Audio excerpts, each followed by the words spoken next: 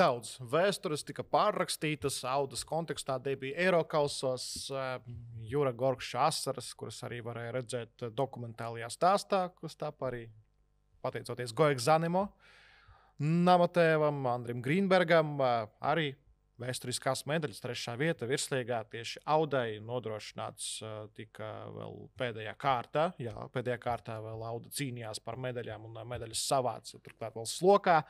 Audai daudz mājas laukumu, Auda visur ir gaidīta. 5 stadioni, ja nemaldos, bija Meža parks, LNK, Slokas, Kredeles, Konto stadions, kur tik Auda nespēlēja. Un parādījās uzticīgi fani sezonas gaitā komandai, kuri brauc arī uz Eirokausa izbraukumu, diemžēl tikai vienu. Varbūt pie apstākļu sakritības varēs sanākt arī vairāk. Un svarīgākais jau ir tas, kas beigās 3. pozīcija Simovala, kā arī vadītajai rock'n'roll komandai. Audai apmeklējuma ziņā gan pirmspēdējā vietā, līdz ar šo metāšanos apsteidzot tikai Supernova. Tā pašā laikā, kā jau tu minēji, bija savs uzticamais līdzstēju pulciņš, kuri visu sezonu dziedāja, bungoja un bija pamanāmi, un tās dziesmas patiešām skanēja ļoti labi. Ja par Audu tā vienā vai 2 teikumos, kā noraksturot šo komandu, pārbaudīju, un pēc sezonas, jo sezonas gaitā tas tika piefiksēts, bet arī visas sezonas kopvērtējumā Auda tā arī palika vislabākā piespēlētāja ar visaugstāko piespēļu procentu. Raugoties tabulā, tas atkal vismaz personīgi man šķiet gluži tāds neticams fakts, redzot Riga un RFS to dominanci, bet Auda saglabāja 86% piespēļu precizitāti, RFS 84%, Riga 83%, ka tas ir tiešām tāds saudabīgs fakts, un es sezonas laikā tā arī īsti neatkodu Audu, it kā es sapratu, kādu futbolu viņi spēlē, bet es neatkodu tajā ziņā, kāds ir šīs komandas potenciāls, vai šī komanda var cīnīties ar Riga RFS, labi, ar Riga grūtāk zinām apstākļu dēļ, un vai Auda ir labāka par Liepāju un Valmieru. Tiešām ļoti grūti novērtējama komanda, pilnīgi atšķirīgs spēles stils, pilnīgi cits rokraksts, neskatoties uz to, ka Valakarī tikai pat ieradies Latvijā, pirmo sezonu pavadīja, viņš uzreiz uztaisīja kaut kādu savu modeli ar tiem spēlētājiem, kas viņam bija, un mani patiešām izbrīnīja, ka viņš nevis kaut kādā veidā iekļāvās sistēmā, mēģināja varbūt kopēt kaut ko iepriekšējo. Atceramies Stipiča Audu, tā bija komanda, kas vienkārši spēlē uz ātrumu, spēlē uz dribliem, skrienu, sprinti, dribli, apvešanas. Šī Auda bija pavisam cita nosvērta, saspēlējušās komanda ar piespēlēm, kaut gan daļa no spēlētājiem, Ulibašos, Saveļos, tie sistēmu veidojošie futbolisti, palika tie paši, futbola rokraksts pilnīgi cits. Teorētiski varētu turpināt darīt arī ar dribliem, jo jā, tie galvenie driblētāji, skrējēji pievienojās Riga, Talā un arī Janks. Stepānovs teorētiski, ja viņš būtu mazāk traumatisks. Ogunī arī, ja runājam par dribliem, piemēram, no spēlētājiem, kuri bija pieejami no paša sākuma Audas sastāvā. Bet jā, būtiskākais, ko tu minēji, stils Audai bija visas sezonas garumā. No tā stila Simovala arī neatkāpās. Varbūt dažās spēlēs pret RFS, pret Rīgā atkāpās. Tur bija pragmatiskāk, tur bija vairāk uz aizsardzību tendence, un tur arī Auda nesakrāja savus ierastos procentus un piespēļu skaitu, bet bumbas kontrols futbols, pozicionāls futbols ar īsām piespēlēm, tas jau no paša sākuma, par ko es jūsmoju jau pēc pirmās kārtas spēles pret Supernovu, kur piesnigušajā laukumā, saslušajā laukumā, kur sniegs bija daudz, kur tāpat Auda pieturējās pie savu futbolu un spēlēja to, un arī tādā veidā izcīnīja uzvaru. Un Auda, atceramies, Auda otrā biežākā komanda 2. sezonā, kas atradās 1. vietā turnīra tabulā. Pēc 1. un 2. kārtas Auda bija 1. pozīcijā, RFS tikai pēc pēdējās. Jā, Auda sāka ar sniega uzvaru par Supernovu 2-0, pēc tam par Metu arī 2-0. Vispār, ja paskatās uz Audas rezultātiem, tad sezonas beigu daļā parādījās minimālās uzvaras, bet tā principā Auda bija bezkompromisu komanda. Vai nu izdodas tas futbols, vai nu izdodas nodominēt un uzvarēt pārliecinoši ar +2. Vai tur viss gāžas, deg, slīkst, grimst un nekas neizdodas. No 10 zaudējumiem, ko Audas piedzīvoja virslīgas sezonā, 2 reizes ar 0-1 pret Riga. Kad pavisam cits konteksts, kad komanda spēlē uz noturēšanu ar neoptimālu sastāvu, mēs visi šo stāstu zinām. Visi pārējie 8 zaudējumi ir ar lielākiem rezultātiem. 0-2, 0-3, 0-4, arī 2-5 gadījās pret RFS. Jā, 2-5 lielākais Audas zaudējums kopš 2004. gada. Proti, lielākais ielaisto vārdu skaits. Jā, tas jo 0-4 arī bija aizvadītajā sezonā. Protams, stāsts, ko atkal jāatkārto, kas uzreiz tapa skaidrs. Auda bija gatava sezonai ne līdz galam, jo pietrūka uzbrucējs. Tas uzbrucējs, kas bija sezonas sākumā, Georgi Minčevs, kāds vēl atcerās, bija tāds bulgārs spēlētājs, Bulgārijas izlases, bijušais spēlētājs droši vien. Tikpat vārtu kā Diopam šajā sezonā. Jā, bet labā ziņa viņš ne tik daudz spēlē, vispār pazuda projām, pabata Latviju kaut kādā brīdī. Bija Djāņas sezonas sākumā parādījās futbols, kurš piederēja Rīgai FC. Viņš šķita, ka tūlīt kļūs par to spēlētāju, kurš gūs vārtus, bet viņš satraumējās un atgriezās tikai sezonas beigās un guva arī bronzas nesošus vārtus. Arī tā varam teikt. Djāņas bija sākumā mazliet un beigās mazliet. Tomēr beigās arī kādu ienesumu iedeva, bet viss mainījās līdz Ramīresa atnākšanu. Pirms tam mēs jau izrunājām, bija spēle pret Tukumu 0-3. Vēlreiz atkārtoties nevajadzētu, kur Auda darīja daudz ko, bet pati ielaida 3 pretuzbrukumus un zaudēja. Bija vēl spēles, kur no Audas varēja gaidīt vairāk punktu, bet tie nenāca. Plus arī joprojām turpinājās stāsts pret top 5 komandām, kur Auda nespēja tikt pie panākumiem un arī retās reizēs tika pie neizšķirtiem. Jā, pie fun fact varu pieminēt, ka Minčovs, kuru tu pieminēji, Audas sezonas sākuma uzbrucējs, devās uz Bulgāriju, uz savu dzimteni un ir ticies, jo varbūt ne gluži spēles laikā aci pret aci, bet viņu komandas ir tikušās ar Stepanoviču. Atkal atceramies Auda un Tukums, šis kriptonītu stāsts, ka Tukums dara pāri Audai, tad Stepanovičs arī Bulgārijas čempionātā satikās un pamāja rociņu Georgijam Minčevam. Jā, spēles stils visu sezonu nemainīgs, arī Simovala Karī pēc viena no mačiem, viena no pēdējām spēlēm. Ļoti skaists citāts, ka mums arī brīdī, kad visi no malas teica, ka mums nesanāks tas mūsu futbols un ka jūsu plāns nestrādā, mēs tik un tā nevis ķērāmies pie plāna B, bet mēs remontējām plānu A un attīstījām to. Un paskatoties tajā rezultātu virknē, patiešām pirmajās 14 spēlēs tikai 4 uzvaras Audai, un tā spēle nevedās, un trūka uzbrucēja, mēģināja Vladimiru Stepanovu likt tajā pozīcijā, galīgi negāja tajā pozīcijā. Vladimiram viņš nav tās pozīcijas spēlētājs, un Auda kliboja, buksēja, bažījāmies par Eirokausiem, par komandas gatavību, bet tad atnāca Riga nevajadzīgais Ramīris uz īres tiesībām, un jau tā 4. riepa mašīnai tika piepumpēta un formula uzņēma ātrumu. Un diezgan labi. Man vēl patika vārdu spēle. Es gan nezinu, neesmu tik spēcīgs par automobīļiem, bet jā, Audi un Auda. Ramīrisam iesēžoties pie Audi stūres. Slikts, laikam, salīdzinājums. Jā, bet nekas, ne visi to zina un nav jāzina, bet Ramīris piesēdās pie automašīnas stūres un Auda kļuva par Audi un uzņēma labu ātrumu, sāka gūt vārtus, izcīnīt uzvaras un beigās 3. vieta. Jā, viss pamainījās jūnijā pēc izlašu pārtraukuma. Audai īstenībā par labu nāca tas, ka Eirokausos komanda kā kausa ieguvējs sāka no 2. kvalifikācijas kārtas līdz ar to līdz spēlēm pret Tirnavas Spartaku. Arī šeit tieši no tās spēles Šaldiera un Tirnavas Spartaka nosaukums te kaut kur ir kopā ar mums. Vēsturisks klubs, pret ko Auda aizdīs savu debijas tūri Eiropā. Diemžēl piekāpjoties 2-5 spēļu summā. Bet jā, līdz Trnavai bija iespēja sagatavoties, bija iespēja papraktizēties, iespēja to pašu Ramīresu, kurš uzreiz ļoti labi iekļāvās un dabūja daudz pozitīvu atsauksmju. No komandas biedriem uzvaras tika gūtas, komanda turējās top 4, top 5, tur tabula bija gana blīva. Īstenībā tagad jāmēģina atcerēties, Auda jau diezgan ilgi arī bija 5. vietā. Jā, pēc tā sezonas nepārāk pārliecinošā sākuma. Varbūt, ja mēs tā sadalām segmentos, kas man nepatika Audā. 2 lietas var nosaukt. Viena lieta šīs sabrukšanas. 0-4 pret Valmieru, 3. kārta. 0-4 pret Liepāju. Jā, Olimbašovs Pieviļs saņem sarkano 45. minūtē, bet rezultāts ir 0-0. Var spēlēt, komanda sabrūk. Pat pret Tukumu 0-3. Kas tas bija? Pie tādas dominances kā ar tādu rezultātu var zaudēt. Un pret RFS 2-5. Cīņas gaitā dabūjot 0-5, kaut gan puslaiks beidzās 0-0. Šīs pēkšņās sabrukšanas, kas, diemžēl, arī Trnavā pret Trnavas Spartaka nospēlēja sliktu lomu, kad Auda it kā turas. Tur gan pirmajā puslaikā jau salaida komanda, bet stāsts par to, ka īsā laikā, kā vieni vārti tiek ielaisti, tā seko nākamie, 2., 3., 4. Tas ir tas negatīvais par Audu. Un otra lieta, ja mēs arī drusku ierokamies Simovala Karī dārziņā, jo principā viņš daudziem patīk kā cilvēks, arī kā treneris un daudz labu atsauksmi par viņu. Bet lieta, kas man nepatika, viņa neelastība spēlēs par tukumu un maiņu novēlošanā. Arī kaut kur dzirdēt stāsts par maiņām vēlām. Vienu reizi tu izlaid par tukumu uzvaru 2-0, atrodies vadībā, izlaid 2-2. Tajā spēlē Simo Valakari uztaisīja maiņu 89. minūtē, un tā bija vienīgā maiņa. Turklāt balstā.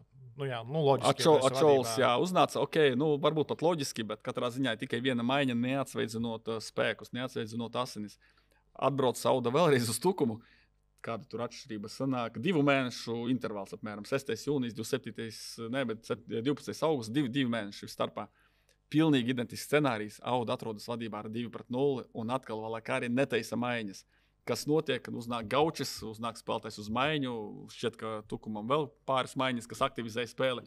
Un savukārt Auda uztaisa 89. minūtē, atkal tieši šajā pašā minūtē vienu maiņu, uznāk Ilja Korotkovs, uztaisa vienu ekstra centra aizsargu Valakari, un komanda ielaiž arī otros vārtus pēc pirmiem. 2 reizi identiskā stilā izlaista uzvara, 2 reizi neuztaisītas maiņas, un es vaicāju par šo Valakari, un viņš atzina, jā, tā bija mūsu kļūda, mēs analizējam arī savas darbības, bet man personīgi nepatika, ka 2 reizes pēc kārtas viena un tā pati lieta atkārtojas.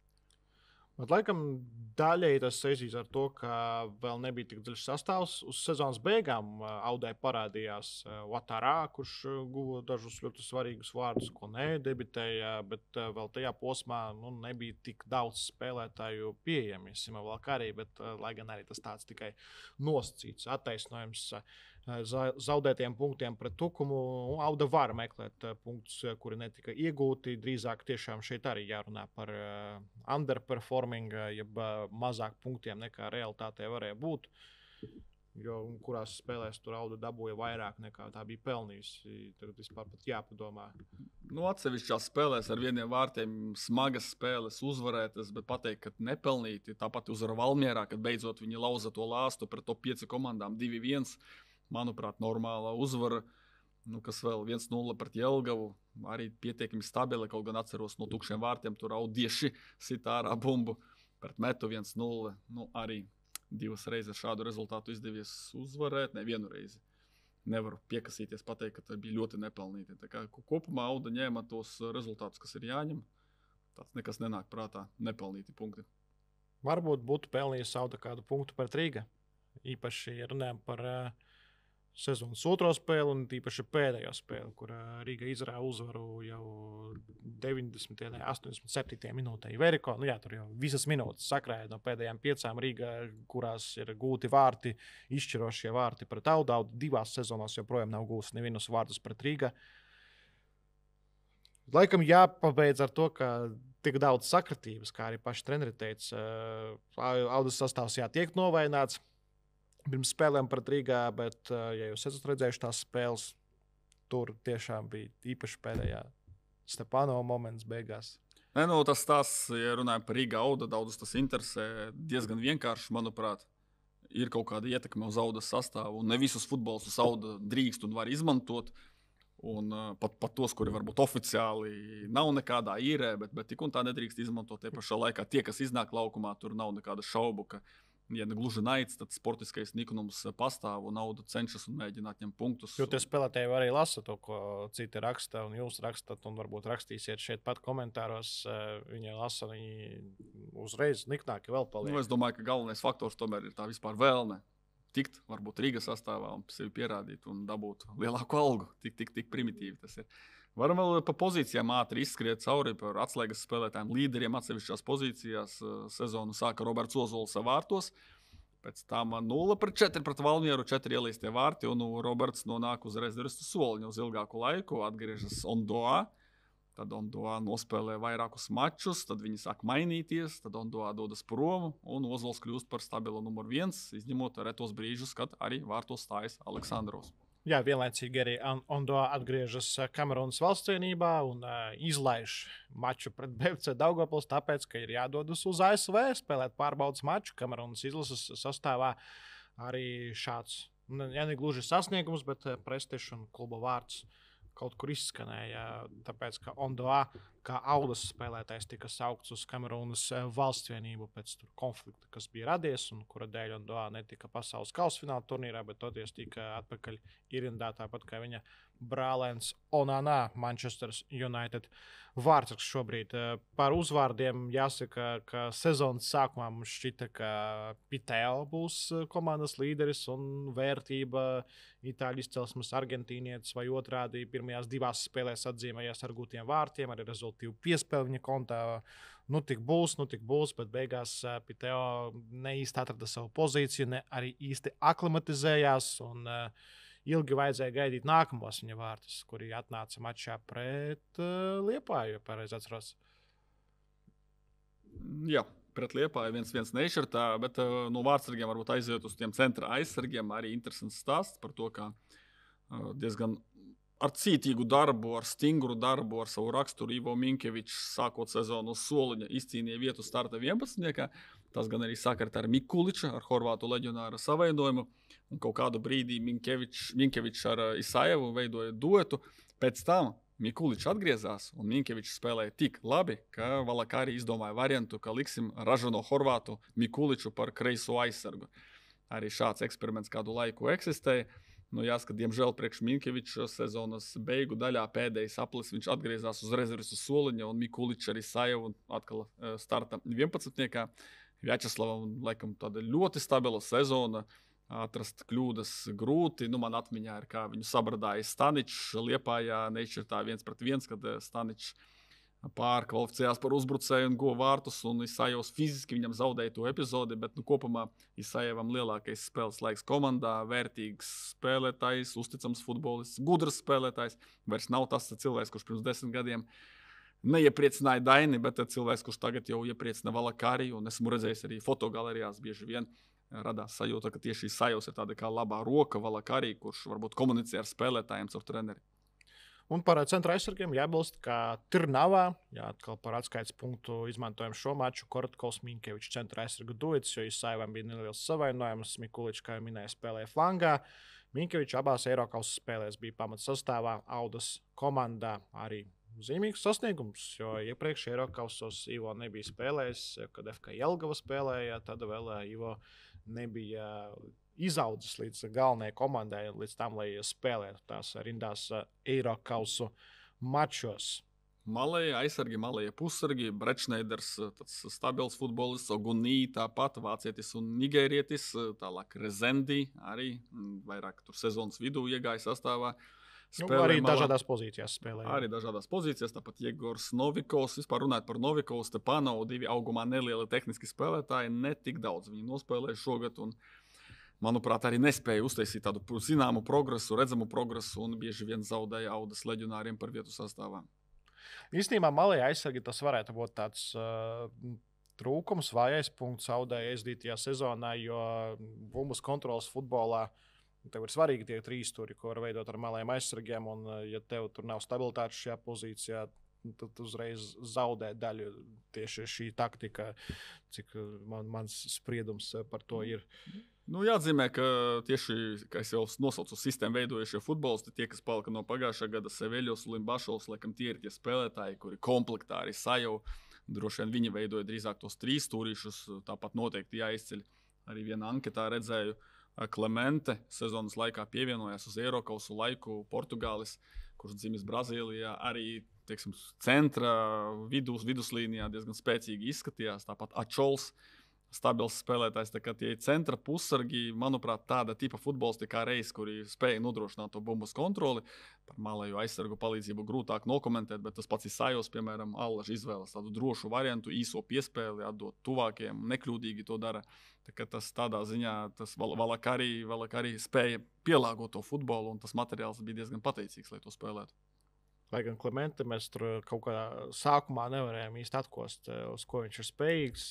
Pāris rezultīvas piespēles viņš pat nopelnīja, standartus izpildīja komandā regulāri. Man liekas, mēs tur diskutējām. Ir viņš labs vai nav? Man personīgi pašā sākumā nepārāk patika, bet tās bija varbūt pirmās 2-3 spēles, tad viņš jau iegāja spēlē un diezgan kvalitatīvi spēlē. Pie centra aizsargiem, starp citu, arī neminējām Berkvists. Diezgan ilgu laiku pavadīja komandā, Zviedru centra aizsargs. Pēc tam, beidzoties viņa līgumam ar Riga, viņš pameta arī Audas komandu. Tā kā tur tā konkurence, runājām par Minkeviča rezervista statusu sezonas sākumā. Tur diezgan nopietna konkurence tieši starp centra aizsargiem. Korotkovs ļoti maz spēlēja, par to ir liela bēda. Nu, un uzbrukuma grupa, izņemot Ramīrisu, tu jau minēji Diaņu, Piteo, ko vēl varam izcelt. Altukvejs tur pa brīdim skraidīja, bet jā, pie Berkvista atcerējos, ka sezonas sākumā bija brīži, kad Minkevičs sūtīja uzbrukumā, vai tik ne Auda, kad rezultāts nebija. Uzbrucēji arī nebija īsti, lai augumā ražinājis Ivo. Tur mēģina pacīnīties, šādi scenāriji, šādas izvēles arī bija. Bet jā, uzbrukumā Režinaldo Ramīres pāri visam, jo bez viņa grūti iztēloties Audas uzbrukumu. Aizdītajā sezonā ļoti liela nozīme, ļoti liela loma viņš nospēlēja komandā un arī rezultātos. Prāta izšķirt epizodes, prāta gūt vārtus, iedot arī emociju, iedot draivu, kas varbūt tādā, kāds teiks, monotonajā futbolā pietrūka, bet Režinaldo Ramīres par to parūpējās. Un tieši viņam liels nopelns, ka Auda finišēja 3. vietā. Bez viņa, es teikšu, stabila 5. pozīcija būtu. Piekritīšu. Jā. Ramīres ļoti izaicinošs spēlētājs. Es teiktu, ka pat kaut ko jau robežojas ar tādu pretinieka necienīšanu. Nu, man personīgi var kāds oponēt, nepārāk patīk, ka tu jau esi, piemēram, uzvarējis vai guvis vārtus, ka tu izrādi kaut kādus pazemojošus žestus uzveiktā pretinieka virzienā. Tas slavenais, ka viņš pieskrien pie Dāvija Oša vai tur parāda savus muskuļus un tā kā izaicina, ka es tevi esmu apmēram, es atvainojos par rupību paņēmis priekšā. Man šis te liekas uz ļoti smalkas robežas. Ja es būtu zaudētāju komandā, man noteikti nervi neturētu kaut tādu noraudzīties. Tu esi guvis vārtus, kaut ko pozitīvu izdarījis, tu vari līksmot, priecāties, bet pazemot vēl pretinieku ar žestiem. Un tas ir tāds jautājums, vēl atceroties arī viņa konfliktu ar Metas līdzstājiem. Kad viņš guva vienīgos vārtus 1-0 uzvarā LNK sporta parkā, tur arī izvērtās gan rasismu skandāls, gan arī pats Ramīris diezgan izaicinoši uzvedās pret līdzstājiem. Nu, tā kā neviennozīmīgs futbolists tādā emocionālā un ārpus futbola ziņā, cik saprotu arī. No viņa visādus brīnumus sagaidīt ārpus laukuma aktivitātēs, bet te pašā laikā tas, ko viņš darīja kā uzbrucējs, skaidrs, ka viņš iznesa uz saviem pleciem visu uzbrukumu, guva 10 vārtus, ierodoties komandā sezonas otrajā pusē. Pa vidu vēl nopelnīja 2 sarkanās kartītes, arī diskvalifikācijas viņam nepatraucēja, sasist šos 10 vārdus. Nu, tiešām izvilka komandu. Īstais brazīlietis, klasiskais brazīlietis, kā viņu raksturēja Viečslavs Isājevs vienā no pēcspēles intervijām un padejo, bet ja viņš dejo un dara savas lietas un paralēli arī gūst vārdus komandas labā, tad viss ir kārtībā. Un šādi brazīlieši ir visās Eiropas valstīs, droši vien, kur spēlē futbolu, kur ir nacionālais čempionāts, kur ir klubi, kuri var atļauties piesaistīt brazīliešus, nevis spēlēt tikai ar saviem un vietējiem. Tāpēc te mēs neko daži neatšķiramies katrā futbola valstī, katrā pat nefutbola valstī, kāda ir mūsējā, mēdz būt savs Ramīres, viņam vajag būt, un tas ir patīkams, tas ir forši, mēs esam daļa no futbola. Vispār jābrīnās, varbūt neatstāsim sīki, bet viņam gadījās kāda sadursme, sacīsim tā, ārpus futbola laukuma, nepatīkams incidents, un jau nākamajās dienās, neilgi pēc tam viņš atgriezās laukumā, izgāja pret Tukumu uz Konto stadionā un guva savus komandas vienīgos vārtus, tā ka tas nekādā veidā neietekmēja viņa psihi, un tādā ziņā psiholoģiski noturīgs spēlētājs, kurš gūst vārtus arī šādās situācijās, un tā intriga, ko ar Režinaldo Ramīrisu darīs Riga, jo viņš piederā Riga komandai, Riga uzbrucēju vairāk nekā RFS virslīgas titulu, vai kaut kā tā mēs varam pateikt. Un droši vien Riga īsti ar viņu, es tā minētu, tagad nerēķinās. Riga ir citi skaļāki uzvārdi. Un ko darīs Ramīris tālāk? Vai atkal izīrēs Audai, vai dosies prom? Jā, Riga sistēmā ir vēl, to sauc par Riga sistēmu. Sergeja Lomakina sistēmā ir vēl daži klubi, kuros var parādīties Ramīres. Audas komplektācija vispār interesants stāsts, jo jāizceļ Audas komplektācijā tendence, kā piesaist latviešu spēlētājus. Latviešu spēlētājus ar pieredzi, latviešu spēlētājus, kuriem ir jāmaksā. Par pieredzējušiem spēlētājiem ir runājis Isājevs, 30 gadi, Limbašam 31, šobrīd Ozolam 28. Seveļos, Kriškārpiņš arī pievienojās sezonas beigās. Armāns Petersons, lai gan īsti neuzspēlēja viņš Audas sastāvā, bet jebkurā gadījumā. Sezonas sākumā Raivis Skrebels, tāpat malējs aizsargs. Jā, 99. gads, Oskars Rubenis, arī 99. gads, diemžēl iedzīvoja savainājumā. Jā, Petersons minēja, ka neuzspēlēja. Diemžēl Ilja Korotkovs vēl lielāks, diemžēl neuzspēlēja 2000. gadā dzimušais futbolists tikai 111 minūtes šo sezonu Audas sastāvā. Bet tas pozitīvais tātad sezonas finišs ļoti spēcīgi. Man šeit ir manā failā ar zaļo krāsu iekrāsotas uzvaras un tad tiešām beigu daļā. Auda Rīga zaudēja pret RFS 2 spēles, kaut gan pret Rīga līdz pēdējām minūtēm turējās. Pārējās 10 spēlēs, 8 uzvaras, 2 neizšķirti. Neizšķirts pret neveiksmīgo Tukumu un neizšķirts Liepājā, kas tajā brīdī diezgan strateģiski izdevīgs Audai un derēja no tabulas viedokļa. Un tad ļoti, ļoti daudz uzvaru sezonas izskaņā pret Jelgavu, Daugavpili, Supernovu Metu, Valmieru, Jelgavu, vēlreiz Tukumu un arī vēlreiz pret Daugavpili. Tādā ziņā ļoti spēcīgs finišs, un, ja skatāmies punktu līkni, tad uzrāviens tieši sezonas beigu daļā Audai. Kā Valakari darbiņš, domāju, ka palika novērtēts, un treneris, kurš savas akcijas paaugstināja. Audas labākais spēlētājs anonīmā ekspertu aptaujā Ramīres, ko droši vien varēja paredzēt. Ramīres arī šķiet, ka iekļuva A simboliskā izlasē, proti pirmajā simboliskā izlasē Sports.com vērtējumā, kas arī ir novērtējums spēlētājiem ne no Riga un ne no RFS.